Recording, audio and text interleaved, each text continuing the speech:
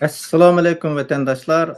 Mustaqillik yo'lida izlanish programmamizning 73 soniga xush keldinglar. Bugun biz ozroq texnikalik munosabat bilan bir problem bilan bu programmamiz ozroq kechikdi. Shundaqdimi programmani ko'rayotganlarga bir uzrxonlik tilaymiz. Bizningki Mavin Cumhur raisimiz Saragul xonim bilan bugun biz lager şahitidan mustaqillik jangchisigacha degan temamizning uchinchisida bir suhbat olib boramiz. Suhbatimizga xush keldingiz. Ko'p rahmat. Rahmat. Sizni davomli bu suhbatda xabar qilamiz. Ammo nurg'un narsalarni sizdan o'rganamiz. Mavin Cumhur raisimiz Saragul xonim har qanday fursatni qo'ldan bermay, xalqaro sahnalarda Sharqiy Turkistondagi lagerning haqiqiy yuzini butun dunyoga oshkor qilib kelyotdi. Tajovuzchi Xitoyning uzun tarixdan beri razil niyatiga bitilgan Sharqiy Turkiston xalqini o'zining zaminidan yo'q qilish planidan ko'ra ilib berilayotgan irqiy qirg'inchilikning haqiqiy yuzini ko'rsatyotdi. Bu qandaqdir sahnalashtirilgan bir qismlar tarafidan o'ylanayotgan bizga zulm bor, ammo bu zulm bu lager Xitoy xalqiga o'rtaq. Xitoy demokratiyalashsa bizning boshqa dardimiz yo'q degan ko'rinishni o'ttirg'i tashlayotganlar bilan mohiyatlik farqlidir. Bizning programmamiz har zaman haqiqatni o'ttirg'i tashlashni niyat qiladi. Xitoyning razil niyati uchun haqiqat burmalansa, suy iste'mol qilinsa, bu programmamizning sha'niga dog' bo'ladi. Haq uchun xizmat qilish har birimizga farzdir. Shu vatanimizdagi xalqimizning haqqi uchun, o'z haqqimiz uchun har bir vijdon egisini haqqa chaqiramiz. Haq o'z ma'nosida haqiqat demakdir, haqqoniyat demakdir.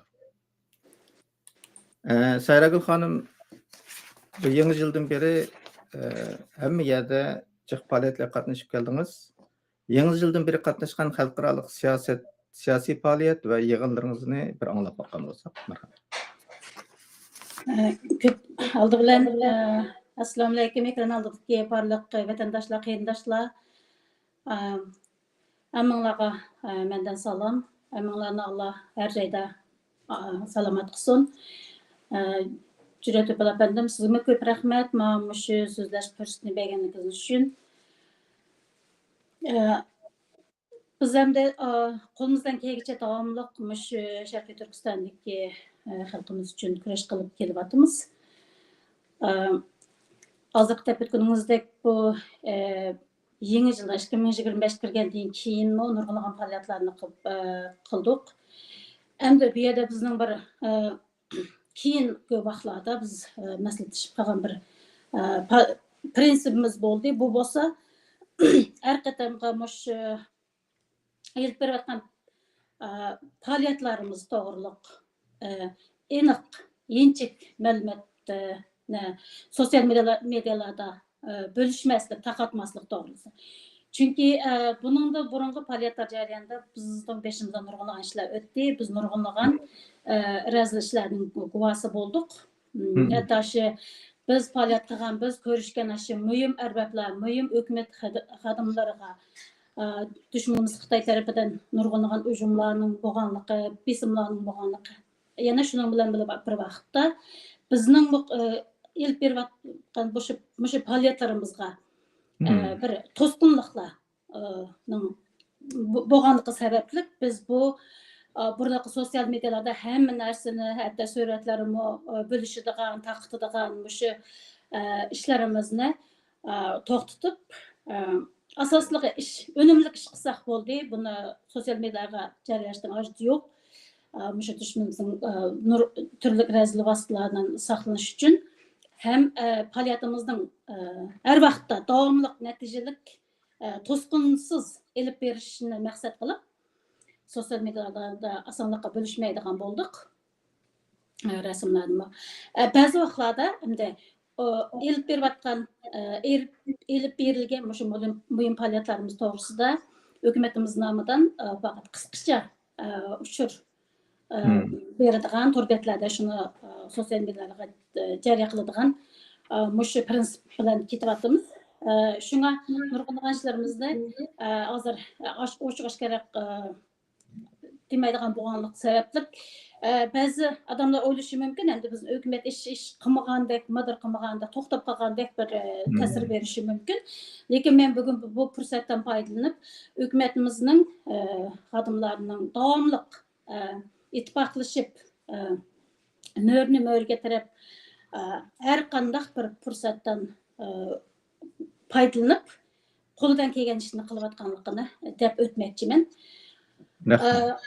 Andan 2025 kirgendiğin yer 2003 ayının 9'dan 16'sıga boğan bir hafta aralıqda biz Yaponiyanın paytaxtı Tokyo'da buyum faaliyetlerine taklif kılındık. Bu yerge bardık. Berip hükümetimiz namıdan şu yerde mühim adamlar bilen görüşüş, faaliyetlerini ep beriş, qatarlık. Şu bir hafta jarayonda nurgulagan yaxşı faaliyetlerini bağındık. Andan onundan keyin 4 ayının 29 günü Norvegiyanın paytaxtı Oslo'da mühim bir faaliyet elip berildi. Bu faaliyetga men bir 2 ay burun iştirak kılıngan, teklif kılgan edi ola. Bu faaliyetinin maqsadını köygenden keyin men şundaq qandaq bolmasın vaqt dep berishga tirishdim. Çünkü bu Norvegiya bu Oslo'da mush qadam elip berilgan faaliyetinin asosiy maqsadi Norvegiyada turadigan Norvegiya asosliq 250 dek mushundaq çoğ tipdeki şirketler. Bu şirketlerin bir mühim faaliyeti bulmakçı oldu. Bu faaliyetin maqsadi şu, muşu 250 dek çoğ tipdeki şirketlerinin Xitay bilen soda münasebeti jarayonida hem import qilish jarayonida mecburiy emgakka chetilib qolmaslikni asosiy maqsad qilgan. Mayli Sharqiy Turkiston ve Xitayning boshqa yerdagi bizning shu Sharqiy Turkiston xalqining mecburiy emgak bilan ishlangan mahsulotlarga chetilib qolmaslik to'g'risidagi mushuni maqsad qilgan bir muhim yig'ilish bo'lganligi sababli men o'g'lim ikkimiz bordik. Endi bu faaliyetning meni suyundirgan yeri şu asosligi şu çoğ tipdagi iri şirketler. Mesela bu çoğ tipdagi şirketler demekçi bo'lganim bular hukumatning siyasatiga hem boshqa darajadagi nurg'un bir qarorlarga bevosita ta'sir qiladigan kuchi bo'lganligi sababli bu faaliyet pek muhim deb qaradim. Nurg'un odamlar keldi. Hatta Norvegiyadagi kishilik huquq inson haqlari tashkilotlarining mas'ullari xodimlari keldi. Bu yig'inga nurg'un shundaqchi odam kelib qatnashdi. Ondan bular bu yerdagi yana bir muhim maqsadi mushu bir sipat anglash yig'ini orqali masalan meni taklif qilishdagi maqsadlari bu Sharqiy Turkistonda elib berayotgan irqiy qirg'inchilik va insonga qarshi jinoyat shuning bilan birga majburiy emgakning bo'layotganligi to'g'risidagi bir guvohlik berish. Men mushu guvohlikni anglatish orqali ularga mushu irqiy qirg'inchilikning bo'layotganligini, majburiy emgakning o tunugini bo'lmagan, majburiy emgakning burundan bor ekanligini buning. Andan bu irqiy qirg'inchilikning ham davom qilayotganligini, buning hammasini isbot orqali bir guvohchining og'zidan po'latdek davlat isbotlar orqali anglab, undan keyin yig'indan keyin bular Amerika ve Avrupa ittifaqı chiqargan majburiy emgak to'g'riliq qonunni Norvegiyaning asosiy qonuniga kirgizishni maqsad qilgan.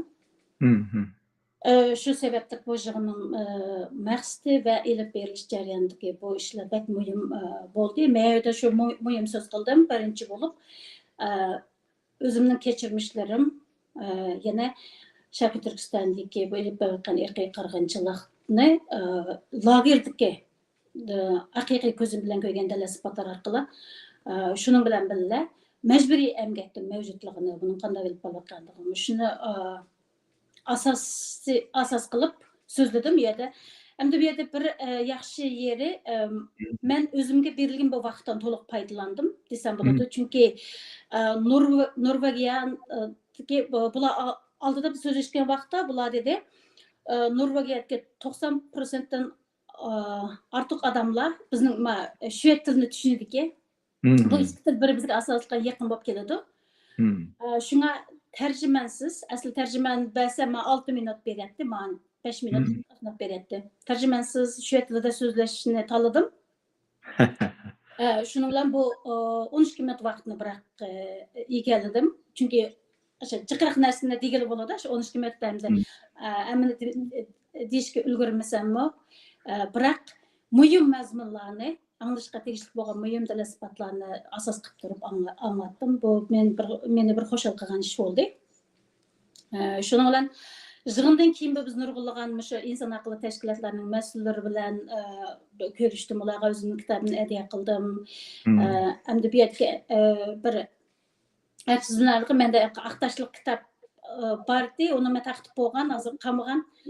Shu yeri bo'ldi, endi bo'lgan bo'lsa eslatib qoldim, o'sha aqtashlik kitobni og'ash berib topshirib qilgan bo'lsam texnik unumli bo'ladi deb. Endi bundan keyingi fursatlarda mush ishni muhim bir o'zimning vazifam sifatida qarayman deb keldim. Endi oldimizda yana mushundaq nurg'unlagan muhim faoliyatlar bor. Masalan, Muşu Şvetsiyanın çoğun bir şəhərində muşu nima xavfsizlik nima sifatdan bexatarlik nuqtasidan bu to'g'riliq aniq nima bilmasammi, lekin oldimizdagi bu faoliyat shundoq bir muhim faoliyat bo'lmoqchi. Chunki bu yerda boshqalar o'zining davlatdan shu nima anglatishga nima qilgan bilan men ular ishga fursatni berdi. Şu Sharqiy Turkistondagi erkak qirg'inchilikni anglatish va Sharqiy Turkistondagi madaniyat, millatlarning har bir millatning madaniyatini anglatish. Shu ishga fursatni oldimizdagi shunga tayyorlik qilyapman.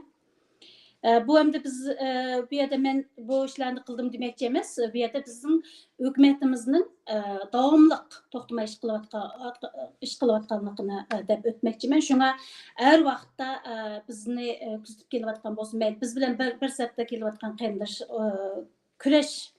shu kurash sepatiki qarindoshlarimiz va vatandoshlarning hech qanday vaqtda umidsizlanmaslikni, hozir dunyo vaziyatida nurg'unlagan bizga foydali taraflarning ham fursatlarning kun sari jiqiyotganligini deb o'tmoqchiman. Chunki shu qadamda mayli Yaponiyadagi faoliyatimiz bo'lsin, mayli bu Norvegiyadagi faoliyatimiz bo'lsin, men shuni his qildimki, endi dunyoning vaziyati bu Sharqiy Turkistondagi qirg'inchilikqa bu nazarda ilishni burunqidek bir xalqaradagi bir muhim kun tartibga olib kelishda bir asta yo'lning echilayotganligini bildirdi. Shunga biz faqatlam biz to'xtab qolmasak, biz kurashimizda davom qila olsak, bizning bu kurashimizdan hamon bir kun natija chiqadiganligini ishonaman. Hamma qarindoshlarimizni to'xtab qolmaslikka chaqiriq qilaman. Rahmat. Rahmat, ko'pdan ko'p rahmat. Siz hukumatimizning to'xtab qolmay turishayotganligini dedingiz. Undan keyin sizga bir rahmat aytadigan, siz Shvetsiyaga kelib çok uzun vaqt o'tmadi, ammo bu qitimliq faoliyatni vaqtni tejash uchun qo'limizdan keladigan bor imkoniyatni foydalanish uchun shved tilida doklad berdim debsiz. Bu tirishchiliginiz uchun ko'pdan ko'p rahmat. Baxo'sh bo'ldik, chunki inson tirishish kerak, tirishganda uning natijasini ko'rdi. Shved tilida bu nimani beraliginingizning o'zi bek cho'ng karomat ish bu. Sizdan juda xush bo'ldik. Ondan keyin hukumatimiz amaliy ish qilyotdi. Amaliy ishni cho'qim uni o'tirga chiqib yeyishni o'rni yo'q. Siz degandek nurg'un biz dushmanlik uchirdik, ishlarimiz buzildi. Andaq ekan, buning natijasini ko'rsak bo'ladi, ammo uni o'tirda yeyishimizning o'rni yo'q. Ammo ish qilyapmiz. Qilayotgan ishlar oz emas, ko'p. Hozir xalqaro vaziyatda bizga fursat yaratilyapti. Dal shunday fursatda o'zimizningki mustaqillik irodasini aks ettirishimiz va lagerning mohiyatini to'g'risi bilan boshqalarga yetkazishimiz kerak. Siz bu ishni bek yaxshi qilyapsiz. Hech qachon buningda ozg'iningiz yo'q va boshqa niyatda gap qilganingiz yo'q. Hamda vatandagi bu lager hech qachon tuyuqsiz paydo bo'lgan emas. Hargizmi ba'zilar 2014, ba'zilar 2016 deb nim qiladi, 2014 boshlanganda. Ammo bu uzun muddat tayyorlik qilingan va Xitoylarning niyatida bor bir lager bu. Shu lagerning gapini qilishdan burun sizningki bu lager to'g'risida yozgan bu kitobingiz, yozilgan bu kitob nihoyatda yaxshi kitob. Buningda nurg'un masalalarga kiramiz biz bundan keyin. Ammo shu lagerningki boshlanishdan burun siz ko'rgan o'zgarishlar qanday? Biz lagerni tushunish uchun cho'qim uning beshirik o'zgarishlarni bilishimiz kerak. Shunga oldi bilan lager boshlanishdan burungi o'zgarishlarni bizga deb bergan bo'lsangiz. Marhamat. Rahmet. Degeniniz to'g'ri. Nurg'unlagan adamlar, insanlar o'ylashi deydi, ya'ni o'ylaydi. O tunugini bo'lgan. Masalan, siz degandek 2014-yil bo'lgan, 2016-yil bo'lgan degan. Endi nurg'un adamlar bilmasligi mumkin, bu Xitoyning uzun yillik plan bilan mangadigan bir davlat ekanligini. Eng az bo'lganda 5 yil, 10 yil, 15, undan 20, 30 yil degandek, 50 yil degandek, shunday plan bilan mangadi. Hech qachon bir narsa u yerda tuyuqsiz bo'lib qolgani yo'q. Ondan Sharqiy Turkistondagi Uyg'ur, Qozoq, Qirg'iz qatorliq Turkiy xalqlarni millat sifatida yo'qotish bu Xitoyning necha yil ilgari buni baldir uni planlab qo'ygan uzun yillik plani, u sistemalik bir ishga oshirishga tegishli bo'lgan plan.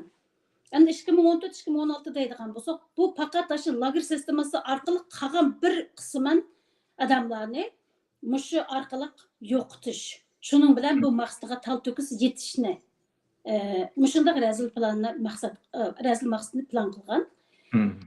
Bu faqat shu uzun yillik planning ishga oshirish jarayoni desak bo'ladi. Masalan, bir millatni yo'qotish uchun onun aldı bilan onun tilini yo'qotish kerak. Chunki bir millatning millat bo'lib mavjud bo'lib turishindagi eng asosiy, eng muhimi til. To'g'ri. Shunga tilni yo'qotishni bular baldir boshlagan. Masalan, 2006-yildan, chunki bu irqiy qirg'inchilikni rasmiy davom qilib talto'kis millat sifatida yo'qotish bu razil planni butunlay 100% ishga oshirish uchun buning shu ushoq har bir bosqichini baldir boshlagan desak bo'ladi. Masalan, mushu tilni deydigan bo'lsam, uningdan burunmi burungi Uyg'ur tilida, Qozoq tilida mangadigan hujjatlarni, materiallarning hammasini cheklab, ya Xitoy tilida mangmasa bo'lmaydi. Buni bir qarasangiz bu bir oddiy ishdek bilinadi, lekin uni bundaq adam uni taraz qilib tafakkur qiladigan bo'lsangiz, uni tushunish nima tas emas. Chunki shu burundan mengib kelayotgan til tuyuqsiz nimishqa mangmay qolishi mumkin. Masalan, bir materialni topshirmoqchi bo'lsangiz, ya bundan keyin Xitoy tilida topshirsizlar, Uyg'ur tilida, Qozoq tilida, boshqa tilda topshirsanglar, bu mangmaydi, bu qaralmaydi, bu tasdiqlanmaydi degandek nurg'unlagan chiroyli bir bana sebepler bilen asta mushu tillarning jamiyatdagi rolini yo'qotishga boshladi. Ondan asta Xitoy tilini bilmaganlarni, ishga olmaydigan Xitoy tilini bilmaganlar u yerda qaqti so'qti ko'radigan, undan boshqa 2006-yil kelgan vaqtda rasmiy holda nima qo'sh til ma'rifi degan yo'l qo'ydi. Qo'sh til ma'rifi degan yo'l o'sha deb yo'l qo'ydi. Buni qo'sh til ma'rifi degan anglamoqqa qarasangiz, u bir masalan Xitoy tili bilan boshqa millat tilini, Qozoq tilini, bo'lmasa Uyg'ur tili, bo'lmasa Qirg'iz birga epmangdi, ikki tilni bil o'rgansa degandek bir xuddi bizga bir fursat yaratib bergandek tilni o'rganishga. Shundaq bilan bir e'li bilan mangdi bu. Amaliyotda bu qanday mangda desangiz, bu yerda 90% aldı bilan shu 90%, 70% Xitoy tilida, 30% boshqa millat tilida bo'ladi degandek, uningdan keyin asta-asta o'zgarib 90% Xitoy tilida, 10% boshqa tilda degandek, asta-asta uning hammasi rasmiy, amaliy ishga oshirgan vaqtda qanday bo'ldi desangiz, Xitoy Uyg'ur tilidagi, Qozoq tilidagi maktablarni Xitoy maktablariga qo'shdi. Qo'shib qo'shgandan keyin hamma narsa Xitoy tilida mengishga boshladi.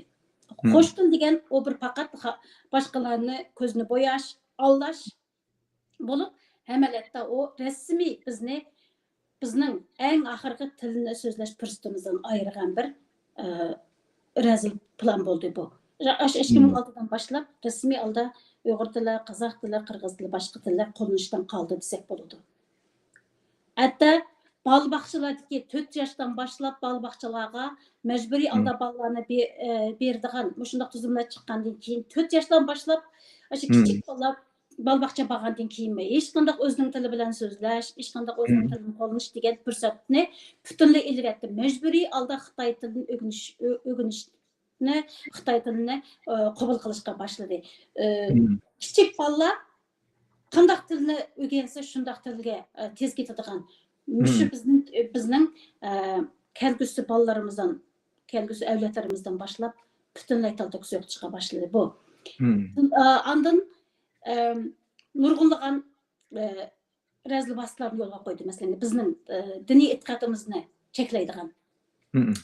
Masalan, bu yerda deydigan bo'lsak, davlat xizmatkorlari, o'quvchilar, andan pensiyaga chiqqan kishilar, xizmatkorlar, mushlarning hammasini meshitga berishga bo'lmaydi, meshitga berish cheklanadi, andan dinga e'tiqod qilishga bo'lmaydi, namozga berishga bo'lmaydi degan siyaqti nurg'unlagan vositalardan foydalanish orqali asosan bizning dinimizni, e'tiqodimizni o'qitishni yo'lga qo'ydi.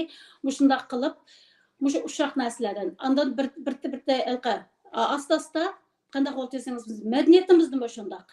Məsələn, mədəniyyətimizni oçuq-aşkara namayan qılıdığan, bizning milliy kiyimlərimizni, milliy urf-odatlarimizni oçuq-aşkara namayan qılıdığan nəsillərni cheklashga boshladi.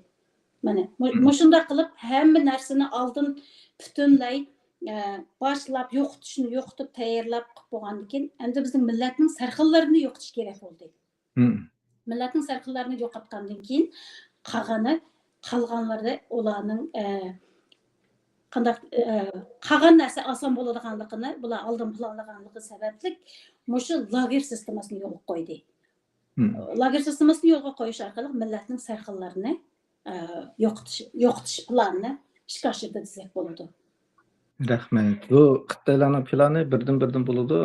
Oldi bilan bular qancha qolmay jon ilishdan iborat o'zininki ilgarlik sistemasini qiladi. Agar uni bek oshkora qilib etsa, haq bilgandan keyin buni qarshilik qildi deb, masalan, qo'sh tillik ma'rif desak, qo'sh tillik degandikilar bu yerda bir fursat berganlik ish bor. Kim deganda Xitoycha qilib etmadi-ku degan bir o'zimizga tasalli topadigan bir gap bo'ldi. Amaliyotda Xitoyda deyilgan gap bilan amaliyot boshqa bo'ldi. Xuddi siz degandek dastlabki 70% Xitoycha, 30% o'zini tili deganda qilgandan keyin 90%, 10%, undan keyin butunlay o'zining qilib etdi deganingizdek, Xitoyda amaliyotda hamma narsa o'yan shakl. U qo'sh til ma'rifi degani qo'sh til emas. Amaliyotda butunlay Xitoycha zo'rlash. Sening bizning tilimizni tatib olish. Sizning kitobingizda amaliyotda yozgan bir hikoyalarınız bor, kichik bolalarningki Mush kitabımızda Yeslida qanchalik darajada qiynalganini, ularga qanchalik ro'yi besim, psixikalik besimning bo'lganini, psixikasida o'zgarish bo'lganini kichik bolalarning, Yeslidagi bolalarning. Chunki u Yeslidagi ma'lumlar, Xitoy ma'lumlar. Ular bolalarga qat'iy o'zining tilini qiyg'izmaydigan bir xil besim ishlatadi. Uyda o'zining ota-onasi bilan, o'zining onasi bilan ona tilida so'zlashib, Yesliga kirgan bolalar Xitoylarning kamsitilishiga, o'z tili tufayli kamsitilishiga uchragan bir hikoyangizni ko'rdik buningda. Demak, yumron qalblarni tug'ilgan yosh vaqt, kichik vaqtidan boshlablar bayron qilishga boshlagan. Masalan, 2006dan boshlab tilni tatib oldi desak, hozirgacha 20 yil bo'ldi. 20 yilda yetishib chiqqan bizning millatning odamlari nima bo'ladi degan o'ylasa bo'ldi. Uning ro'yitini tatib oldi Xitoylar. Bu o'yinni bunda boshlagan. Shunga u lager degan chaqda, oy lagerni qildi deblam, lagerning burunqilarning hammasi chapan yepib, siyosati yaxshi edi Xitoyning asli, biz bek yaxshi o'tayotgan to'q. Tuyuqsiz bu siyosat buzilib ketib qoldi degan, agar shunday bir ko'rinishni haqqa yetkazsak, o chaqda bizning yetkazganimiz xato bo'ldi. Siz bek to'g'ri yaxshi chin gap qilib berdingiz. Ko'p rahmat. Endi lager desek, lager bu bir cho'ng tema. Bizga o'xshash tarix o'rganmaydigan va tarixni yozmaydigan, saqlamaydigan millat uchun bu bek cho'ng tema. Saqlab qolmasak bo'lmaydigan, boshqasi qolib qolsa-mu lager cho'qim saqlanib qolish kerak. Siz lager şahidi bo'lishingiz bilan lagerda ko'rgan bilganlaringizni hammamizga to'g'ri yetkazdingiz, ham yetkazishingiz kerak deb o'ylaymiz. Endi lager degan bu tema Xitoylar tarafdan har xil suyuqlantirilib, har xil shaklda o'ynalib, xalqlarga boshqacha shaklda ko'rsatilyapti. Endi siz ko'rgan lager qanday lager? Bu endi bek muhim tema deganingiz to'g'ri. Bu deb o'tasak tugamaydi bu lager sistemasi. Endi men ko'rgan lager u yerda Qozoq, Uyg'ur, Qirg'iz qatorliq yerlik shu yerning egisi bo'lgan yerlik insonlar, Turkiya xalqlar.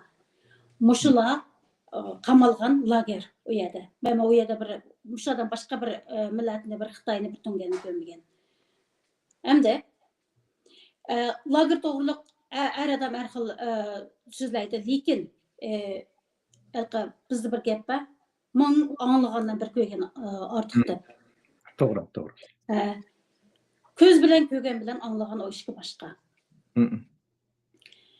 Endi bu yerda bir lager bilan bir lagerdagi o'xshamaydigan yeri nima deganda, bu yerda faqatlam masalan bizning vatanda har bir yerda, har bir shaharda o'ltiraqlashgan nopusning soni, masalan bir yerda Uyg'ur millatining soni jiqroq, nopusi jiqroq, yana bir yerda Qozoq millatining nopusi jiqroq, yana bir yerda Qirg'iz degandek shunday. O'ltiraqlashgan mushu rayonning o'ltiraqlashgan millatlarning nopus selishtirmasining o'xshamashligina munosabatlik qaysi millat jiqroq bo'lsa, shu yerdagi lagerda shu millat jiqroq. Biroq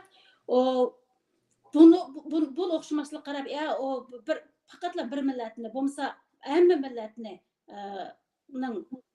hamma millatga yurayotgandek bu bir vaqtli bir yurayotgan bir vaqtda tugaydigandek bir hozirgi vaziyatning bir yaxshilanib ketadigandek bilan nima berishi shu vaqtlardagi. Masalan, nurg'on odamlar o'ylaydi-ku, siz deb o'tgandek. Burun yaxshi edi, Xitoyning siyosati bu yerda bir yaxshi normal hayot kechirayotgan edi. Shu vaqtlardagi mushu lager sistemasimi odamlarga bir faqatlan bir vaqtli yurgizilayotgan bir qazlashdek.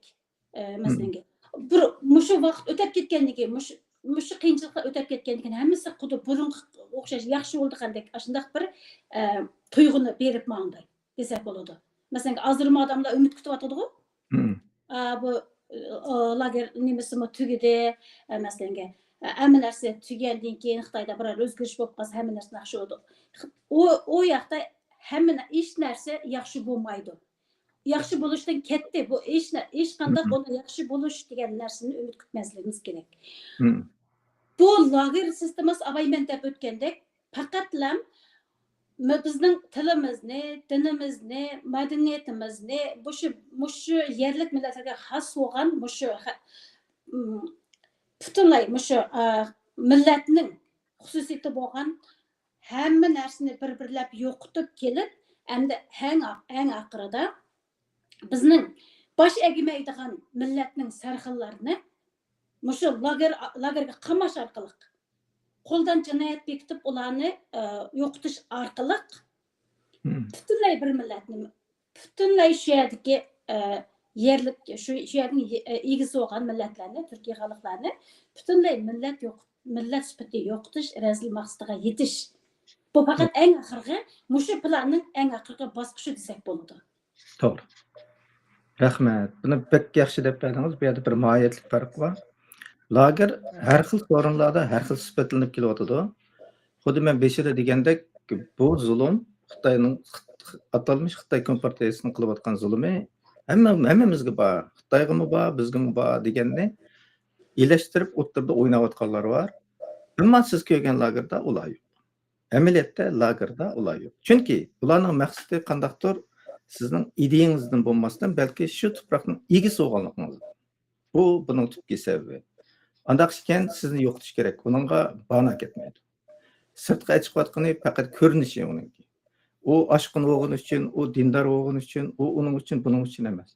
O'ylab baqsaq bo'ldi, ajaba lagerda shunchalik yoshlar ketdi-ku. Chunki yoshlar bir millatning umidi. Yoshlarni yo'qotib o'tgandan keyin xotirjam bo'ladi bizning dushmanimiz. Demak, lagerni o'ylanishda, lagerningki gaplari sirtda eqib yurgan vaqtda, zulmga yig'ilgan vaqtda kichkina aql ishlatish kerak insonlarimiz. Bu lager qandaq shaklda o'tirib turish kerak? Bu lager har qanday shaklda deyilsalam, yig'lab ko'z yoshi eqilsalam, shunlar voy lager mushtaq ekan to'q deb, uning ichiga qandaqdir umu bumu kirib ketib, idis tufaylidan jazolangan ekan to'q. Xitoylar kommunizm bo'lgani uchun kommunizm qarshi har qanday narsani yig'ishtirgan ekan to'q deb, buni xuddi hatto burunqi Sovetninki kulaglarga o'xshatish bundaq qilsak bu xato bo'ldi. Bu tangdishi yo'q. Bunun bilan silishtirg'ili bo'lmaydigan darajadagi bir lager bu. Bu lager faqat bizga shu zaminning egisi bo'lgan turk xalqlariga Uyg'ur, Qozoq, Qirg'iz qatorliqlarga qaratilgan lager. Oxirgi maqsadi butun yil tizimimizdan quritib tashlash. Chunki shu chog'da ular xotirjam bu zaminga ega bo'ladi. Ko'pdan ko'p rahmat sizningki bu lager to'g'risida bizga kechirim so'rayman. Sizda mishrada bir narsani men o'sha deb qo'yishni muhim deb qaradim. Chunki bu bek muhim. Masalan, avval siz deb o'tgandek, o'sha lager to'g'riliq so'zlagan vaqtlarimizda men o'sha vatandoshlar, qarindoshlarimga deydigan bir muhim ish. Bu yerda tuqqanlarimizning izdirikini qilgan vaqtda bir medialarga suhbat bergan vaqtda tuqqanlarimiz to'g'riliq izdirikini surishti qilib suhbat bergan vaqtda bu medialarga nima sababli tutilibdi deganni emas.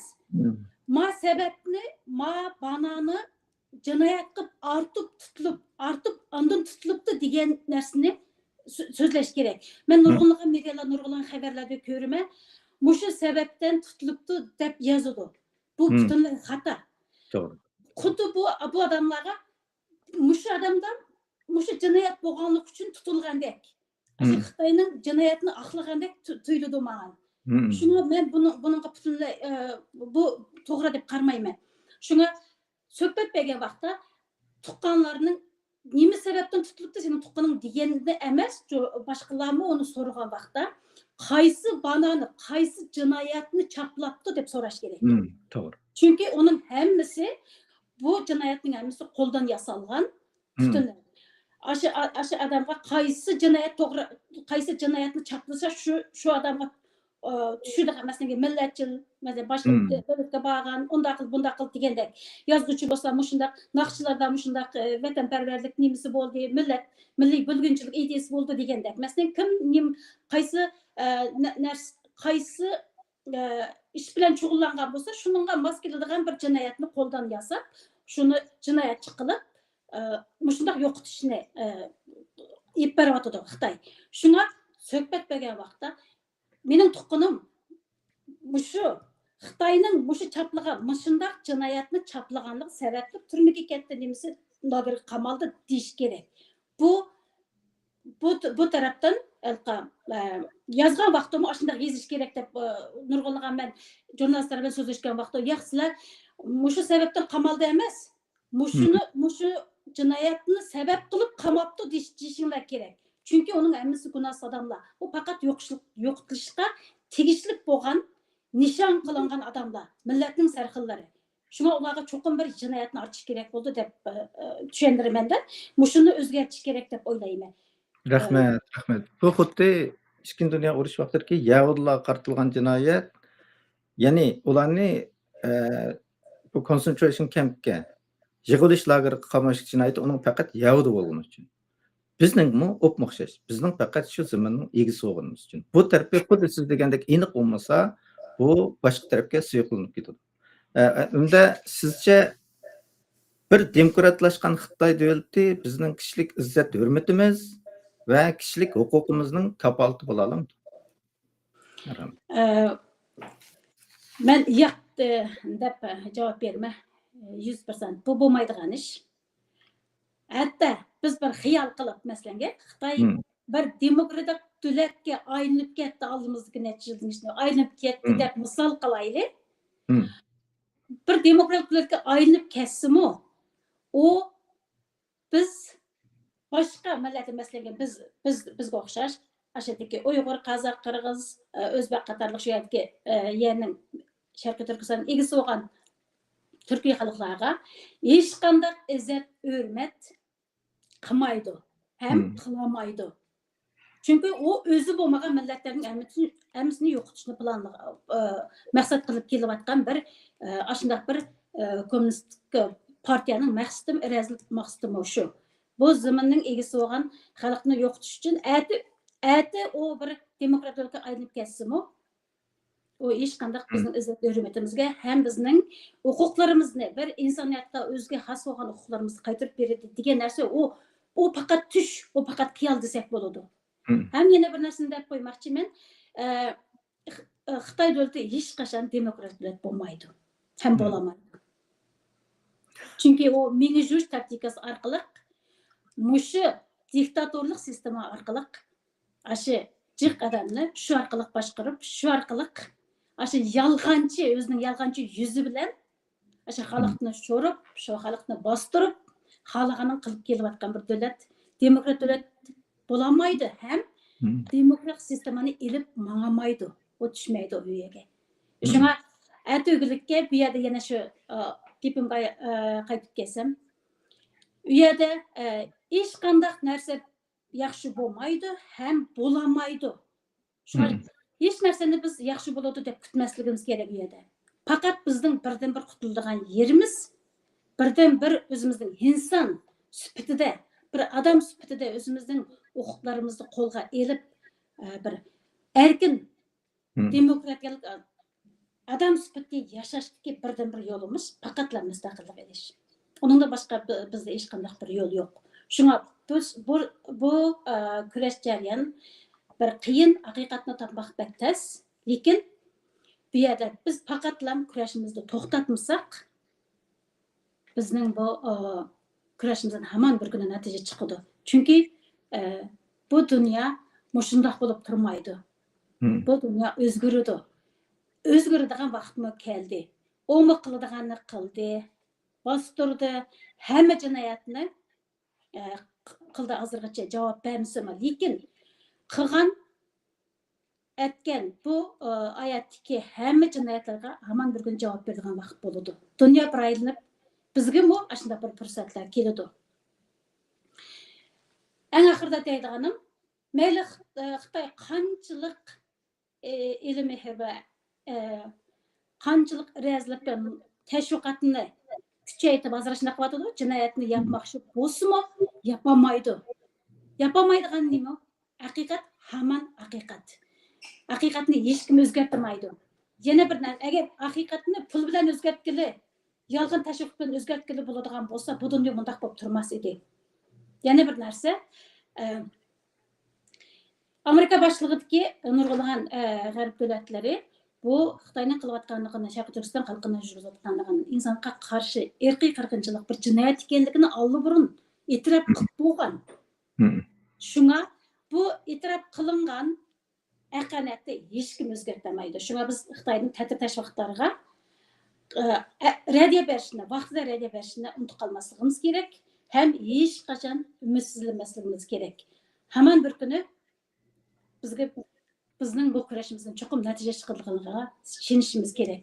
Millat uchun, millatning erkinlik uchun kurash qilishdan ulug' bir kurash yo'li yo'q. Rahmat. Bek yaxshi deb berdingiz, to'liq tushunishlikni qilib berdingiz. Common sense deb bir gap bor inglizchada. Aqlli xulosa bu. Aqlli hukm deymiz biz. Buningda butun insoniyatda bir xil o'rtaq bir qarash bor. Demokrat bo'lsa, kishilik huquq kafolatga ega bo'lsa, insonlarning xohlaydigani shu, bo'ldi-ku, tinchlik bo'lishi kerak deb. Ammo siz degandek Xitoyda demokratlashish amalga oshmaydi. Amalga oshgan taqdirdami bizning demokratlashishimiz bizga shu huquqni berishi u texmo mumkin emas. Chunki Xitoy o'zidan farqlilikning har qanday yo'qotadi. Onunğa ishonmaydi, onundan ansiraydi. Bu tarixdan necha ming yil tarixdan keyin mushunda bo'lib kelgan. Onundan keyin kommunist degan bu gap Xitoyning hozirgi markasi. Uning ichida yana Xitoy bor. U kommunist bo'lmagan vaqtdami, uning qalbi o'zgarmaydi. Buni biz bilmasak, biz boshqalarga boshqa tushan desak, bizning qilayotgan ko'rishimiz qandaqdir o'zimizning kishilik huquqimiz boshqalarga o'xshash bo'lish desak, dunyodagi bu siyosiy arboblar boshqalarni ko'rib, boshqalar ishda bo'ladi, bular nima bo'lmaydi deb Xitoy bilan bizni bir Junxo Minzu degan kategoriyada o'ylasa, bizning ishimiz suvga chilashgan bo'ldi. Garchi biz da'vo qilayotgandek, dardimizni anglatayotgandek, yig'layotgandek qiyg'inimiz bilan ba'zilar sanlarda ashunda yurgandek tug'uni bilan natijasi bizga yaxshi bo'lmaydi. O'zimizning davosini o'zimiz qo'g'dishimiz kerak. Undan keyin siz degan bir haqiqat haqiqatan egiluvda sunmaydi. Bu hamon o'tirg'i chiqadi.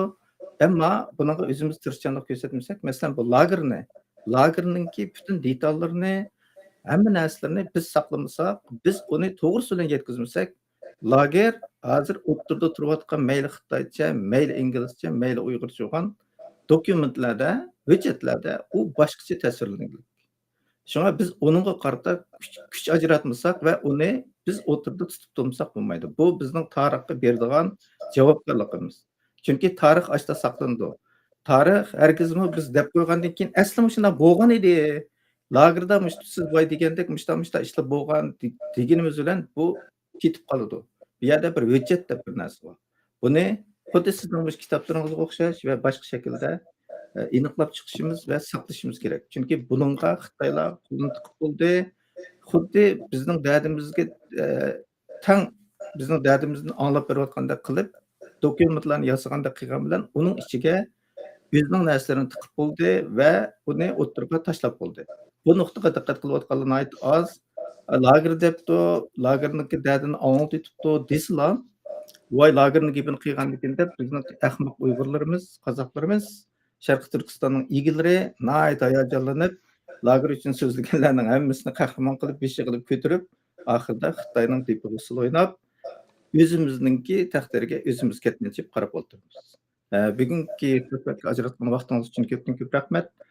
Bundan keyin biz yana sizning bu kitobingizniki inchikalik to'g'riliq yana suhbat olib boramiz. Undan keyin yana Aqtashlik kitobimizda suhbatimizni davomlashtiramiz.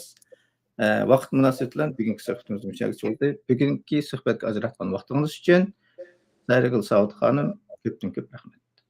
Sizga ko'p rahmat.